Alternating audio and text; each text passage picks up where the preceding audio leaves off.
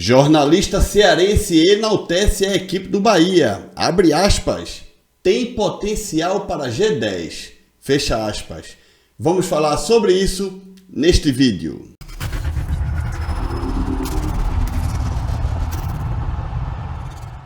E aí pessoal, tudo bem? Eu espero que todos estejam passando um grande dia. O jornalista Thiago Minhoca do NE45 e também da Rádio O Povo CBN, jornalista cearense, enalteceu, encheu de elogios a equipe do Bahia e o trabalho de Rogério Ceni no podcast NE45, que sempre, praticamente todos os dias, a galera tá lá trabalhando, trazendo o melhor do futebol, não só pernambucano, mas também do Nordeste. Créditos para a galera do NE45. Um abraço aí, meu amigo Cássio Zirpoli, Celso Ishigami, Fred Figueroa. Abraço aí para vocês, tá? Vamos dar uma olhada agora no que falou Thiago Minhoca. Como essa. Mas só um detalhe aí, Fábio, do que o Pedro estava mencionando. Eu lembro que quando ainda estava Paiva no Bahia, eu acho que eu falei isso na nossa última análise do panorama no nosso Power BI, aonde cada um podia chegar. E eu lembro que quando teve a segunda janela de contratações, eu acho que a única contestação que faltou para o Bahia foi realmente trazer mais um camisa 9, A gente bateu nessa tecla muito.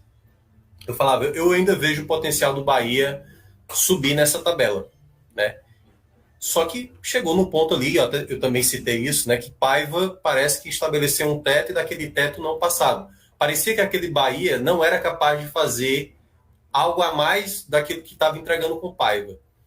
E nesse contexto agora que a gente percebe o Bahia, sem ser uma equipe que, volto a falar, não precisa ser dominar o adversário, não precisa você dar 30 finalizações, colocar a bola na trave, fazer o goleiro, o adversário brilhar para você dizer, eu sou melhor que o adversário. Para quem briga contra rebaixamento, saber lidar com situações de jogo é importante. O que, por exemplo, naquele jogo da Arena Fonte Nova, o primeiro do Rogério Ceni, pesou, Ganhava por 1-0, minutos finais, toma empate, toma virada, e o time praticamente, naquele jogo, tinha um contexto psicológico, como disse Pedro algumas vezes, que acontecia até mais com Paiva, Os jogos contra o Santos, por exemplo, foram, o jogo contra o Inter, também, gols parecidos, uma coisa sistemática. E isso agora a gente começa a ver uma equipe mais, mesmo sofrendo sustos, ligado. Teve uma jogada do Machuca, por exemplo, no segundo tempo, que ele faz a jogada pela esquerda, tal qual esses gols que Paiva tomava, e foi uma bola perigosa. O Lucero já estava para empurrar para a rede. E ali Marcos Felipe conseguiu evitar, entendeu? Então eu acho que às vezes essas situações de atenção e muito, muito mais é um componente muitas vezes que para um jogo de permanência, jogo para quem está lutando assim para permanência, é importante. Vai ter momentos assim e quando você olha na história das equipes rebaixadas, tem todo o contexto do dar errado, entendeu? Que era o que acontecia com o Paiva. Tinha muitos jogos onde o Bahia talvez não merecesse, estava lá, a última bola do jogo, tomava o gol e a vitória escapava, o que era empate se transformava em derrota. No ano do rebaixamento do Bahia, foi muito assim, lances em que o Bahia teve chances totais de fazer o gol e cometia o erro. E aí eu acho que esse tipo de jogo, muitas vezes, que não é um jogo totalmente controlado, mas é um jogo, às vezes, até mais psicológico. É um jogo, muitas vezes, que você precisa ter ali o sangue frio, muitas vezes, para certas situações. O gol, por exemplo, do Bahia, de bola parada, já é uma outra arma interessante que o Bahia passa a ter, tendo ali duas pessoas especialistas, e você ainda tem Juba no banco, que também é um jogador de bola parada muito bom, apesar de não ter ainda totalmente encaixado no time. Então eu vejo que nessa briga que o Bahia tem pela permanência, hoje, que claro, a gente sempre tem que fazer essa ponderação, mas hoje, o Bahia está conseguindo fazer aquilo que a gente tinha observado no Vasco, o próprio Santos.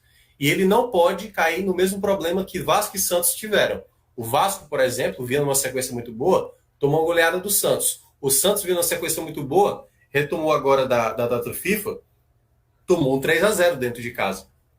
Por isso que o Bahia tem que estar muito ligado cada jogo. E eu acho que esse tipo de postura, muitas vezes dentro de campo, de uma equipe que toma uma virada do Goiás e consegue ainda revirar.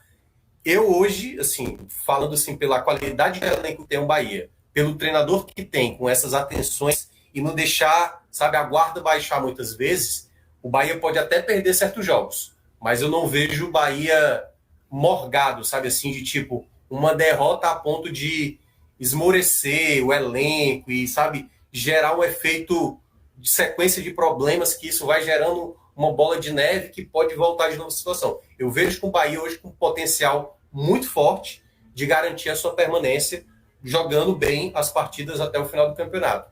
E aí, um segundo ponto que aí eu vou falar de maneira antecipada, porque era exatamente o que eu falaria naquele meu último comentário, quando eu fiz o nosso último ranqueamento dos clubes aonde terminariam.